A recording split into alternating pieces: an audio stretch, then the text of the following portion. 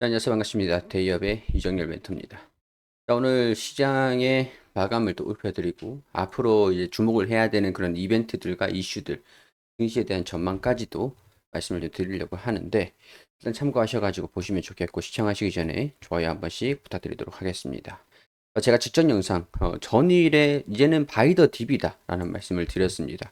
이 바이 더 딥, 그러니까 시장이 지금 거품이 없는 상태에서 저평가 영역에 어느 정도 일시적으로 들어와 있는 상태니까 마지막 피스 약달러가 아직은 진행이 되고 있지 않은 상태이긴 하지만 약달러가 진행이 되면 외국인들의 본격적인 수급을 기대해 볼 수도 있을 것 같다라는 내용의 영상을 말씀을 드렸었는데, 오늘 오랜만에 시장이 반등하는 흐름들 보였습니다.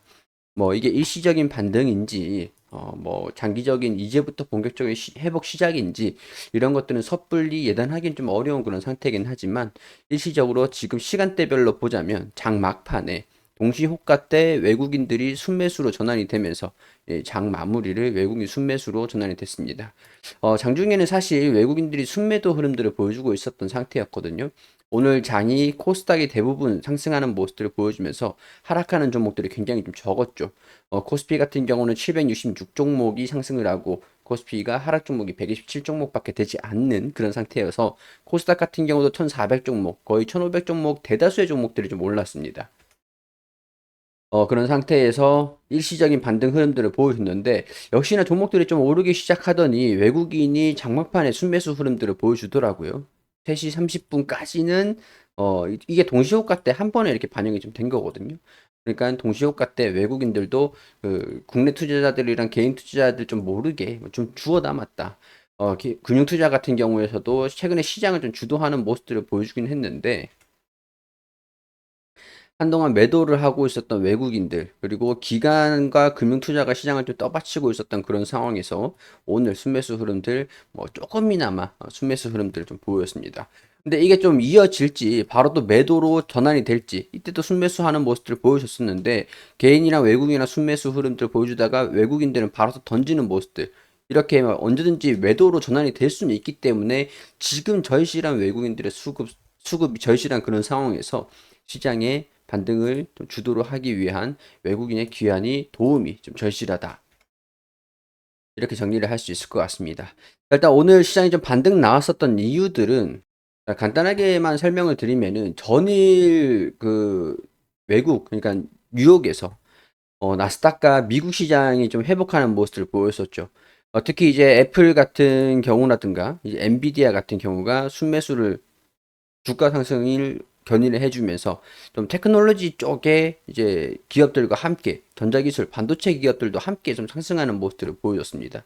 아마존도 그렇고 이 플랫폼 쪽에 제조업 같은 경우도 좀 회복하는 모습들을 보여주면서 뭐 헬스, 유틸리티, 컨슈머, 금융 쪽의 하락세를 좀 돋보이는 모습들 보여줬는데, 금융 쪽의 하락세하고 이 테크놀로지 반도체 쪽의 상승세랑 좀 양극화 움직임들을 보였었던 이유들을 간단히 말씀을 드리면, 우리가 금융이 최근에 순이익을 확대를 시켰었던 그 이유들은 금리 인상으로 인해서 이 마진율이 높아졌었던 상황에서 이 금융 수익이 극대화되는 모습들을 보여줬잖아요. 근데 금융주들이 이제 하락하는 모습들을 보여주고 있다라는 거는, 시장이 다 같이 하락해서 하락을 했다기보다는 금리가 인하될 전망으로 인해서 순이익 축소, 이제 그 금리 인상기에 주도를 하던 금융주들 같은 경우가 이제 금리 인상에 대한 수혜가 금리 인하로 변경이 되면서 수혜를 받지 못하게 되는, 영업이익이 축소가 되는 그런 우려감들 때문에 주가가 대부분 하락을 했다라고 보시면 될 것 같습니다. 반면으로는 이제 금리가 인하가 되기 시작하면 소비가 좀 증가되기를 기대를 해볼 수 있는 상황이기 때문에, 이제 엔비디아 같은 경우나 애플, 뭐 구글 같은 경우 좀 상승하는 모습을 보여줬는데, 엔비디아는 최근에 주가가 하락세가 굉장히 좀 큰 모습들을 보여주긴 했습니다. 뭐 사실 실적은 좀 잘 나왔어요. 실적이 잘 나왔음에도 불구하고 하락하는 모습들을 보였는데, 시장에서 좀 기대치가 너무 높았었던 탓이었던 것 같아요.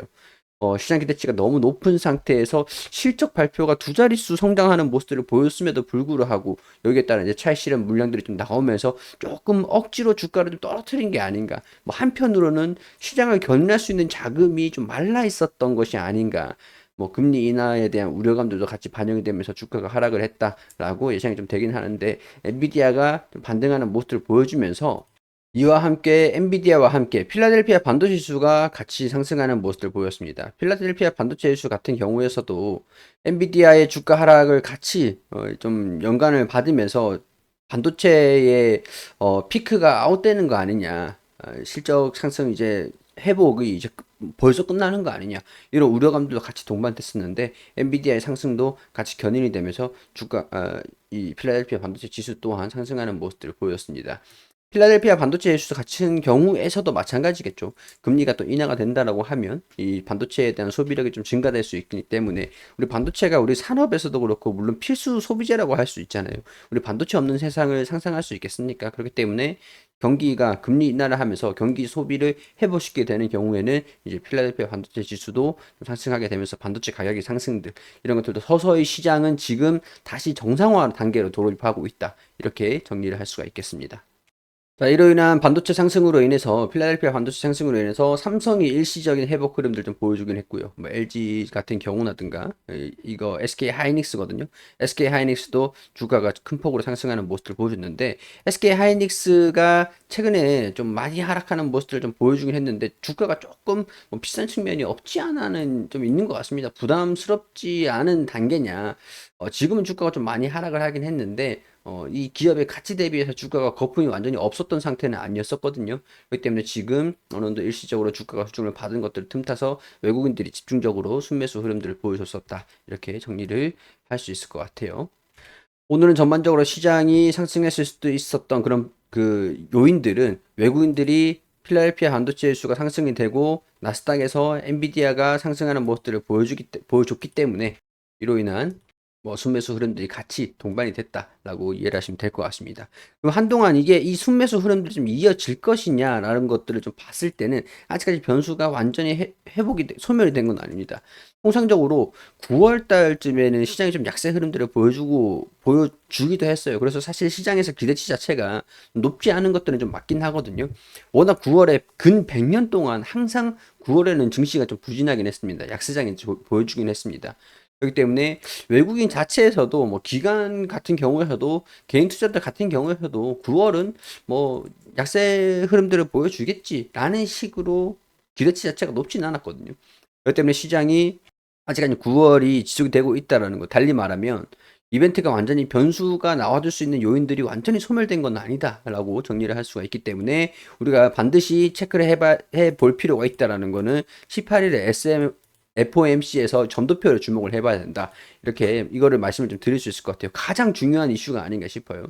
그리고 20일에는 바로 있을 20일에는 선물 옵션 동기 만기일입니다. 그러니까 선물이랑 옵션이랑 동기 만기일이면은 만기가 도래했기 때문에 포지션을 좀 맞춰야 되기 때문에 거기에 따른 수급 영향들이 좀 있습니다. 근데 시장이 고점인 상태라고 한다면 이 만기를 맞추기 위해서 시장을 억지로 끌어내려야 되는 그런 상황이 발생이 될 수 있는데 지금 시장이 너무 약세 흐름들을 보여주고 있는 상태다 보니까 오히려 이런 경우에서면 20일에 선물 옵션 동기 만기에서 이걸 또 만기 포지션을 좀 봐야 되긴 하겠지만 상승에 베팅하는 경우도 좀 나와줄 수 있지 않을까라는 기대는 좀 생기거든요. 그렇기 때문에 20일에 선물 옵션 동기 만기일도 우리가 체크를 해볼 필요는 있을 것 같다. 20일이 우리가 금요일이기 때문에 거래가 가능한 날입니다. 지금 패드에서 블랙아웃이 18일까지 진행이 되는데, FOMC가 진행되는 게 17일, 18일입니다. 그렇기 때문에 이 기간 동안 10일 전쯤에 시장의 혼란을 가중시키지 않을 FOMC의 결정을 좀 노출하지 않기 위해서 블랙아웃이 되고 있는 상태거든요. 어떤 얘기들도 좀 나와주지 않고 있는 그런 상태가 지속되고 있는 상태에서 17일, 18일 같은 경우, 우리가 추석 연휴도 여기도 껴있기는 합니다. 거래가 안 되잖아요. 지금 이제 12일 그리고 13일까지 거래됐다가 19일, 20일이 거래가 되는데 우리가 이 20일에 선물 옵션 동기 만기가 예정이 되어 있고 이 18일에 FOMC에 대한 금리 결정이 난다라는 거죠. 이때 FOMC에서 금리가 결정이 나고 회의록이 발표가 될 텐데 연준 인사들이 이제 장기 금리도 같이 함께 투표를 하거든요. 그러니까 이 점도표에 대한 것들도 굉장히 장기 금리를 예측을 할 수 있는 부분이기 때문에 점도표도 같이 유심히 살펴보자. 이렇게 말씀을 좀 드릴 수 있을 것 같아요. 참고로 점도표 같은 경우는 이렇게 투표를 합니다. 점도표를 제가 볼 수 있는 방법을 어떻게 봐야 되냐면 지금 2024년도 금리를 예상을 하는 게 가장 체크가 많이 되어 있는 게 이쯤입니다. 이쯤. 많은 연준의 의원들이 여기에다가 이렇게 이 금리 5.5%에서 5%이 사이에 베팅을 하고 여기 많이 몰려 있잖아요. 그리고 이쪽에 5.5에서 뭐 5.25 정도 수준 많이 몰려 있는 걸 보면은 거의 대부분의 의원들이 5.25를 25% 금리를 유지를 하는 거를 베팅을 하고 있다. 예측을 하고 투표를 하고 있다. 이렇게 볼 수가 있겠죠. 그러니까 2025년도에 봤을 때는 이쯤에 좀 많이 모여 있죠. 4.0, 4.5, 4.25 정도 수준의 금리를 예상을 하고 있는 상태인데 2026년도에는 3.5 정도 부근 그리고 이때쯤 범위가 이렇게 넓잖아요. 넓잖아요. 넓은 것들은 좀 먼데다 보니까 어느 정도 조금 범위 분포도가 좀 넓은 그런 이제 예측할 수 있는 변수들이 많다라고 이해를 하시면 될 것 같아요. 변동성이 좀 클 것이다. 여기는 거의가 뭐 확고한 수준이라고 할 수가 있겠죠. 근데 이게 5.5에서 5.0 수준에서 몰려 있었던 게 이제 이번 FOMC 점도표에서 여기 3.5, 3.0 이 부분으로 많이 내려와 준다고 한다면 장기 금리 자체가 좀 변화가 될 수 있습니다. 그렇기 때문에 이 점도표를 우리가 유심히 지켜볼 필요는 있다라는 거.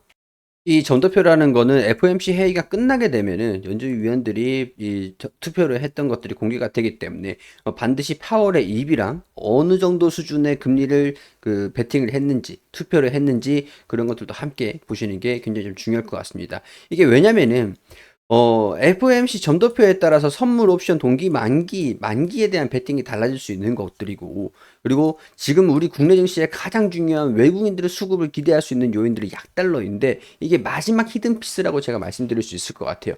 그렇기 때문에 이 금리가 인하가 돼야 강달러인 상태에서 약달러로 전환이 되잖아요. 그렇기 때문에 이 점도표가 장기적으로 금리 인하에 베팅하는 게 맞다고 한다면, 달러 자체도 지금 약세 흐름들로 전환이 될 수 있습니다. 약달러가 된다 그러면 반대급부로 원화가 올라갈 수 있는 그런 요인이기 때문에 원화가 올라간다. 달러를 가지고 있으면 손해야. 그러면 한국 증시, 신흥국 증시에다가 베팅하는 그런 경우가 발생이 될 수가 있겠죠. 그렇기 때문에 외국인들의 수급을 주목할 필요가 있다라는 거 말씀을 드리면서 이 점도표를 같이 주목을 해보자. 자, 미국의 원달러 같은 경우는 지금 1,300원대에 이어지고 있습니다. 고금리가 예측이 되고 있을 때 1,400원대에 육박하기도 했거든요. 금리가 높으니까 시장의 통화량이 줄어들잖아요. 그러면 화폐에 대한 가치, 통화량가 준다는 게 통화량에 대한 부분이 유통되고 있는 달러가 줄어든다라는 얘기니까 1달러에 대한 가치가 높아지지 않습니까? 그러면 화폐에 대한 가치가 높아진다. 그럼 이런 것들이 달러의 가치가 높아지게 되면서 달러 강세. 그러면 실물 자산에 대한 약세로 이어지게 되는 그런 요인이고 이 달러가 약세로 된다 그러면은 반대로 원화가 강세 흐름들을 보일 수 있다는 거죠. 그러니까 달러를 가지고 있으면 달러 가치가 떨어지기 때문에 손해를 본다라는 거예요. 손해. 원화만 가지고 있다고 한다면 원화뿐만 아니라 뭐 엔화는 좀 애매하고 뭐 이제 다른 이제 신흥국들의 이제 그 화폐를 좀 가지고 있다고 한다면 달러가 떨어지면서 다른 신흥국들의 화폐들이 좀 올라갈 거잖아요. 그러니까 이 돈만 가지고 있다라고 하면 수익이 나는 거예요. 손해를 피할 수 있는 이 헤지 우리가 항상 수익을 내는 것도 중요하지만 손실을 방어하는 것도 굉장히 중요한 전략 중에 하나입니다. 우리가 손실을 주식 투자를 하면서 자산을 이제 투자를 하면서 손실을 보지 않는다는 게 굉장히 중요한 전략이기 때문에 외국인 입장이나 기관이라든가 뭐 자산을 운용하는 뭐 이런 이제 큰 자금을 운영하는 그런 운용사들 같은 경우에서도 반드시 이 리스크를 해지를 한다. 리스크를 피하는 그런 전략이 안정적인 전략이 가장 중요한 전략이거든요. 그렇기 때문에 이 리스크를 해지를 하는 방법 중에서도 달러를 가지고 있는 게 아니라 달러를 피하는 그런 전략이 중요할 수 있다. 그러면은 원화를 가지고 있는 것만으로 이 리스크를 피할 수 있잖아요. 손실을 볼 수 있는 리스크를 피하는 거기 때문에 외국인들 같은 경우에 달러를 보유하고 있었던 이 자산이 원화로 유입이 될 수 있다라는 거죠. 그러니까 이게 금리가 떨어져야 시장의 통화량이 풀리게 되면서 통화량을 더 공급하는 게 아니지만 이 통화량이 시장에서 이제 달러를 다 흡수하고 있는 이런 거래량들, 흡수하고 있는 달러들이 조금 여유가 생기면서 숨통이 좀 트이는 거죠. 통화량이 떨어지는 것들을 방어를 하면서 통화량이 다시 회복을 하게 되면 어느 정도 이 달러가 유통되고 있는 유통이 좀 활발해지지 않습니까? 그렇기 때문에 이 달러에 대한 부분들 가치가 살짝 떨어질 수 있는 흔해지기 때문에 내 손을 거쳤다가 나갈지언정 흔해지기 때문에 뭐 이런 부분에서 외국인들의 투자 전략이 굉장히 좀 중요하다. 이렇게 말씀을 좀 드릴 수 있을 것 같아요. 간단하게 좀 말씀을 드리면 일단은 미국에 대한 이제 경기 침체 우려가 굉장히 예민한 부분으로 자리를 잡고 있기 때문에 경기 침체가 또 금리에 대한 방향을 결정을 할 수 있는 요인이라고 할 수가 있겠죠. 그렇기 때문에 이 고용지수가 우리 16만 건의 새로운 일자리가 창출이 됐을 거다라고 기대를 했지만 14만 건에 그쳤습니다. 실제로는. 근데 14만 건이라고 해도 이 직전에 발표된 7월, 이게 9월에 발표된 게 8월이거든요. 8월 고용 신규 생산 고용 지수예요. 신규 일자리 창출 지수. 그러니까 9월에 발표되는 게 8월에 집계된 거고 8월에 발표되는 게 7월에 직전 월에 집계가 된 거를 이 다음 달 이번 달에 발표를 하는 게 직전 월이에요. 바로 전 월 대비해서 11만 건이었는데 14만 건으로 일단은 증가는 됐잖아요. 그죠? 11만 건에 좀 유사하지 않고 16만 건의 예측치보다 좀 낮긴 했지만 좀 일부 좀 증가되는 모습들을 보여주긴 했습니다. 그렇기 때문에 어느 정도 고용이 좀 많이 안 좋긴 하니까 뭐 고용이 또 너무 좋으면은 경기가 또 너무 좋아 버리니까 금리 인하에 대한 명분이 사라지는 거기 때문에 고용도 일부 좀 떨어졌던 것들도 시장의 금리 인하에 힘을 좀 보태주기도 한 겁니다. 다행히 이제 실업률 같은 경우는 4.2% 정도 수준으로 실업률은 그렇게 좀 예상치에 부합을 하면서 고용 시장 자체는 좀 안정적으로 이루어지고 있다라는 것들. 근데 3%대, 2%대 이렇게 형성이 되어 있던 것들보다는 경기가 좀 안 좋다라는 거는 실업률이 또 증가된 것들은 맞는 것 같아요. 그렇기 때문에 금리 인하에 대한 좀 힘이 좀 쏠렸다. 이렇게 보시면 될 것 같고, 이런 고용이라든가 실업률에 따른 경기 지표, 이 경기 지표잖아요. 고용 시장에서의 그런 이제 통화량, 그러니까 모든 사람들이 완전 고용을 달성하는 상태에서 급여를 많이 높게 받아버리면은 시장의 통화가 풀리는 그런 효과가 있습니다. 저도 돈을 많이 벌고 이 사람도 돈을 많이 벌고 누구나 돈을 많이 벌게 되면은 이 달러에 대한 가치 한 시간단에 한 시간당 그 생산력 거기에 대해서 좀 균형이 안 맞게 돼버리거든요. 그렇기 때문에 고용이 너무 완전 고용이 진행이 되고 있다라고 하면 경기가 좋아버리고 달러가 더 풀리는 효과가 있기 때문에 이런 부분에서는 이제 금리 인하보다는 금리 인상을 해야 화폐량을 조절을 할 필요는 있겠죠. 일부 사례로 봤을 때는 일본 같은 경우가 그랬어요. 일본이 제로 금리를 계속 유지를 하고 있었는데 어, 그 금리 인상을 하지 못했었던 상태였거든요. 근데 금리 인상을 했습니다. 일부 약간은 했어요. 0.25 정도 했었나? 했었는데 금리 인상을 했었던 이유가 시간당 최저임금이 높아졌기 때문에 최저임금이 높아졌다라고 하면은 그만큼 통화가 더 많이 풀릴 수 있다는 가능성이잖아요. 그렇기 때문에 그 정도 수준에서 금리 인상을 하면서 화폐량을 조절을 하자라는 그런 의도에서 금리 인상을 하긴 했었는데 그거 말고는 만약 시간당 급여가 시급이 높아지는 것이 아니었다라고 하면은 어 일본 같은 경우도 금리 인상을 하지 못했을 겁니다. 약간 그런 것 같아요. 누구나 고용을 다 이제 완전 고용을 달성을 해가지고 누구나 돈을 많이 벌고 돈에 생활에 여유가 생겨버리면은 경기가 좋아져 버리니까 실질적인 물가가 상승하는 효과가 있기 때문에 이 통화량을 조절을 할 필요가 뭐 있기 때문에 금리 인상으로 좀 이어질 수 있을 가능성들이 높다. 근데 오히려 실업률이 좀 그 3%대에서 2%, 3%, 4%대로 올라오고 있는 상황에서 신규 일자리 창출이 좀 주춤하는 모습들을 보여주고 있으니까 그러면은 금리를 인하를 해도 문제는 없겠구나라는 그런 전망으로 인해서 금리가 이번 9월에는 69% 확률로 이게 이 직전이에요. 지금은 아닙니다. 조금 수정이 됐어요. 자, 그리고 11월에는 1%, 50bp. 그러니까 25bp를 인하를 시키고, 이때는 또 50bp를 또 인하를 시키고, 이때는 또 50bp를 인하시키고. 그렇게 12월까지 1.25 또는 1.5까지도 가능성을 열어두고 있었던 그런 상태였는데, 최근에는 좀 바뀌었었던 게, 이렇게 50bp가 아니라 25, 그리고 50, 그리고 25 정도로 연말까지 예측을 하고 있었던 거죠. 그리고 오늘 소비자 물가지수가 11일 새벽에 나왔습니다. 12일 오전이었죠. 그러니까 소비자 물가지수 예측치가 2.6 정도. 그러니까 이전 수준보다 좀 낮아지는 이 물가가 굉장히 좀 중요하잖아요. 제가 지금 물가 얘기하려고 지금까지 말씀을 드리고 있었던 상태였지 않습니까? 물가를 조절을 하기 위해서 화폐량을 조절을 하고 급여를 조절을 하고 이게 또 환율에 영향을 미치고 금리를 조절을 하면서 지금 패드가 지금 하고 있는 게 이런 것들인데 통화량을 조절을 하기 위한 건 물가를 낮추기 위해서인 건데 물가가 낮아져야 금리 고금리를 이제 낮출 수가 있잖아요. 금리를 낮추면서 물가가 좀 낮아지니까 경기 침체가 이루어지고, 그러니까 금리가 높아진 상태니까 경기가 침체가 되고, 약간 이런 이제 좀 어렵긴 하죠. 그러니까 제가 글을 써가지고 좀 설명을 좀 드리면 이런 거라고 보시면 됩니다.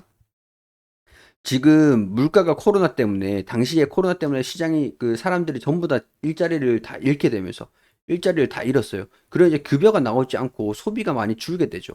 그렇기 때문에 그 통화 양적 완화를 해가지고 돈을 많이 풀었습니다, 시장에. 달러를 헬리콥터 머니라 해가지고 하늘에서 돈을, 헬리콥터가 붕붕붕 떠다니면서 헬리콥터가 하늘에서 돈을 막 뿌렸습니다. 이 기업들 대상으로 돈을 막 뿌려서, 야, 채용 빨리 더 하고 소비 빨리 끌어올려. 그래서 단기적으로 경기가 많이 좋아졌어요. 그러니까 너도 나도 소비가 다시 증가되기 시작하면서 경기가 화랑이 오게 됐는데, 화랑이 오면서 이제 통화량이 급증하게 된 거죠. 통화량이 증가되면서, 그럼 이제 물가가 많이 높아지게 된 거죠. 떨어지는 게 아니라 높아지게 된 거죠. 통화량이 늘어나게 되면서 너무 나도 소비가 증가될 수 있을 정도로 돈을 많이 가지고 있게 되니까 돈을 막 뿌렸으니까 소비가 증가되고, 그럼 이제 물가에 대한 이 실질적인 우리 반도체 가격도 그렇고, 너도 나도 살려고 하니까 수요가 증가되다 보니까 공급이 부족해지고, 그러니까 가격 협상력이 수요가 결정을 하게 되는 거죠. 그러니까 가격이 많이 올라가게 되는 그런 상황에서 경기가 너무 좋았기 때문에 물가가 상승하는 효과가 있었죠. 그러니까 이걸 반대로 해야 되잖아요. 그러니까 돈을 많이 뿌렸는데 돈을 많이 거두려면은 금리를 인상시키면서 이자에 대한 이자 금리를 높여가지고 달러를 많이 은행으로 다시 회수를 하는 그런 전략으로 했습니다. 뿌린 거 다 갚아 이제. 다 내놔. 이렇게 해가지고 돈을 더 많이 하면서 소비가 많이 줄어들게 되고 경기가 침체가 오게 되죠. 그럼 물가가 다시 떨어질 거잖아요. 물가 성장률이 떨어질 거잖아요. 그러니까 이거를 기대를 하면서 경기를 많이 망가뜨리려고 했었던 게 패드의 목적이기도 했었거든요. 그게 이제 물가입니다. 물가. 이 소비자 물가 지수인데, 소비자 물가 지수가 이번에 발표가 났던 게 2.5입니다. 자, 이번에 그 12일 오전에 발표됐던 게 2.5 정도 수준으로 발표가 됐거든요. 그러니까 연준의 목표 물가는 2% 수준대였습니다. 원래 애초부터. 그러니까 연준이 금리 인상을 했었던 그 목표가 물가를 2%까지 낮추려는 그런 목적이었는데 2%까지 낮아지게 되는 경우가 발생이 되면서 금리 인상에 조금 더 무게가 더 실리게 된 겁니다. 그렇게 되면서 이번에 이게 오늘 기준이에요. 9월 12일 기준인데 18일까지 얼마 남지 않았죠. 금리가 일단은 25bp를 내리고, 그리고 25bp를 한 번 더 내리고, 그 다음에 50bp를 내릴 거야. 언제까지? 12월까지. 그러면은 총 1%. 그러니까 아까 전에 제가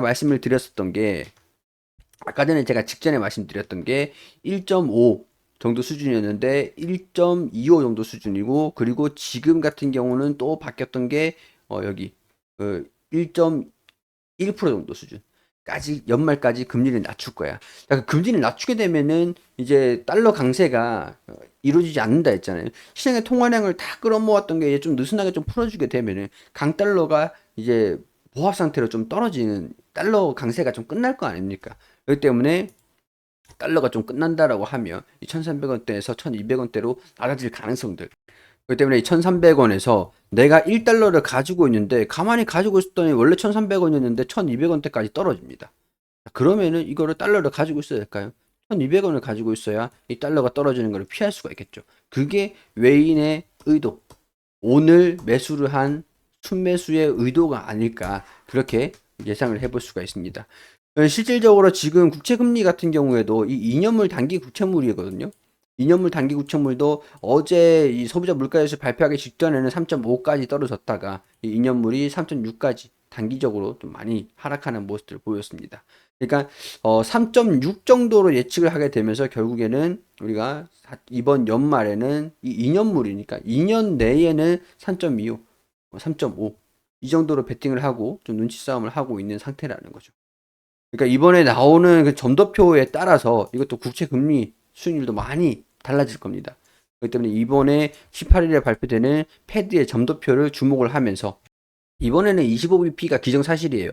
또 모르긴 합니다. 근데 이번에 갑자기 25bp를 시장이 전망을 하고 있는 그런 상태이긴 한데, 갑자기 언제나 시장에서 예측하는 범위가 아닌 시장의 예측을 벗어나야 효과적이었거든요. 시장이 25bp를 금리를 인하를 하겠구나 라고 예상을 하고 있는 상태에서 50bp를 갑자기 때려버린다면 시장이 갑자기 혼란이 오겠죠. 우리가 예상을 했던 것들이 아닌데, 우리가 예상했던 게 그런 경로가 아닌데, 뭐 그런 경우가 항상 변수가 존재를 하기 때문에 이번에 50bp를 효과적으로 좀 인하를 시키려고 하는 경기를 신규 일자리를 창출을 하고 경기를 통제를 하기 위한 그런 목적으로 물가도 좀 많이 안정이 되는 모습들을 보여주고 있으니까 이번에 이렇게 된 거 50bp 한 번에 인하를 해버리자 이렇게 나올 수도 있다라는 것들 그렇게 되면 우리나라의 외국인 수급들이 조금 더 강해질 가능성들이 있다라는 거 이렇게 설명을 드릴 수 있을 것 같습니다. 18일에는 FOMC 점도표와 함께 기준금리가 결정이 됩니다. 그리고 19일에는 신규 실업 추상 청구 건수가 나올 거기 때문에 이거는 뭐 그렇다라고 보시면 될 것 같고 20일에는 선물 옵션 동시 만기가 있는데 동시 만기라는 건 선물 만기도 그렇고 옵션 만기도 같이 만기가 동시에 되는 겁니다. 그러니까 시장이 너무 떨어지는 모습들을 그동안 보여왔기 때문에 오히려 상승하는 데 베팅을 할 수도 있을 가능성들도 열어놓을 필요는 있다라는 거. 그리고 26일에는 2분기에 GDP 미국 GDP가 나오거든요. 그러니까 2분기에서 3개월 차니까 6월 달 2분기 확정이 나오겠네요. 그러니까 이거는 좀 과거의 데이터인 거고 이번에 이런 일정들 체크를 해보면 될 것 같습니다. GDP가 너무 이제 떨어지더라도 낮게 나온다고 하더라도 시장이 충격을 받는다고 하더라도 이거는 과거의 데이터이기 때문에 그렇게 연연할 필요는 없을 것 같고요.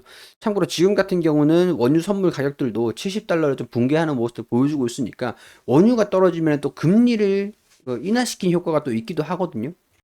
왜냐하면 물가가 떨어지면서 원유 가격이 떨어졌다. 물가도 우리 기름 안에 포함이 됩니다.